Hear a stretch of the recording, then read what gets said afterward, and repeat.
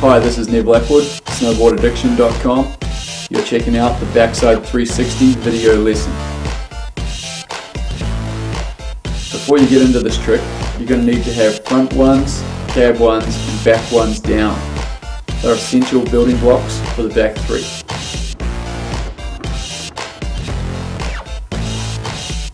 The backside 360, or any backside spin, is where the back of your body will be facing downhill during the first 180 of the spin.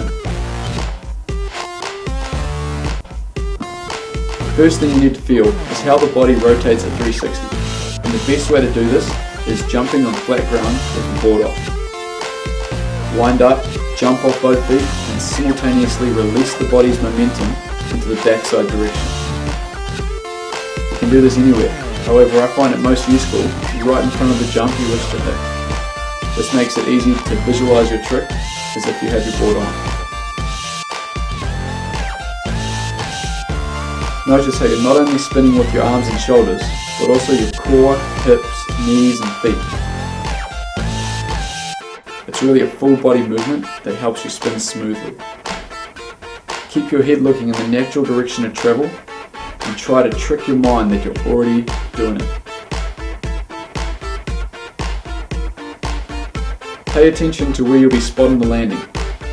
For a back three, the landing will come into view after rotating 270 degrees through the air. The more you do, the better it will become into view and the better they'll begin to feel. Strap your board on and try using your toe edge to pop from instead of a flat base. It's considerably harder with the board on, however it provides good practice for controlling your balance. The key here is to visualize as if you're already spinning off the jump and you own this trick. There are 4 key aspects to spinning any rotation. In this video we're going to apply them specifically to backside 360s. The first key aspect is to set that edge and create a strong platform to spin from. For spinning backside it's far easier to use your toe edge. To have a strong platform you need to first know how to carve, which is riding only on your edge. The better you can carve, the stronger platform you will have to spin from. Before you master back threes on straight jumps, do a bunch of little side hits such as this one. You can go as big or as small as you want and there are absolutely no consequences if you slam. The best part about this little side hit is you don't need to think about creating a platform to spin from because you're already on your toe edge to hit the jump. When it comes to back threeing straight jumps, your line of entry becomes very important. Do a few straighties first to get the speed dialed, then use the same speed when spinning the three. We need to leave the lip of the jump straight so that we travel in a straight direction while in the air. However, as we're carving up the wedge of the jump on our toes, our board will already be turning in the backside direction, so we need to start a toe edge carve from the side of the jump. There's a point I like to call the setup point, which is the position of flat ground between the downhill run-in and the uphill wedge of the jump. As we pass through the setup point, we should be slightly to the side of the jump so that we can carve up the lip to leave in a straight direction.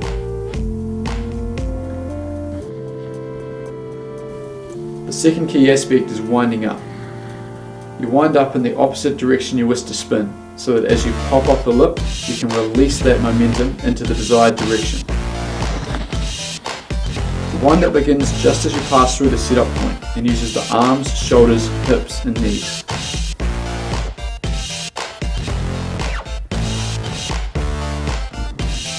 The amount you need to wind up depends on the size of the jump and the amount you want to spin. The small jump requires more wind up than a bigger one. A common mistake is to wind up too early. Try to avoid winding up earlier than the setup point. The third key aspect is releasing off the lip. Release of the wind up happens just at the last moment as you pop off the lip. Try to always leave the lip of the jump with your board in a straight direction. Just as you reach the desired amount of wind up, release it into the spin so that there's no delayed point where you're holding that wound up position. If you begin to wind up too early, it's a common reaction to release too early into the spin. Using your knees and ankles to flex down while travelling through the setup point will force you to pop off the lip. More pop will help you to spin bigger, better and cleaner. The setup point is where we are flexed down the lowest with our knees and ankles so we can extend our legs on the way up the lip, resulting in a solid pop. The final key is spotting the landing, which is relatively easy for a back 3.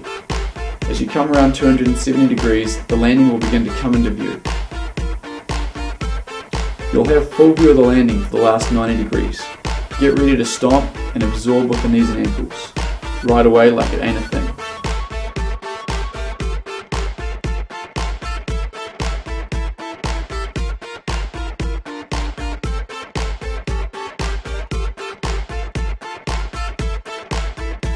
Once you have them down, you can take the same technique to all sizes of jumps.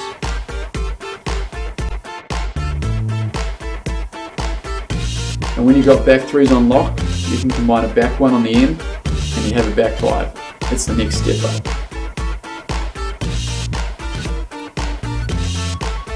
This is Nev Lapwood, snowboardaddiction.com. Have fun.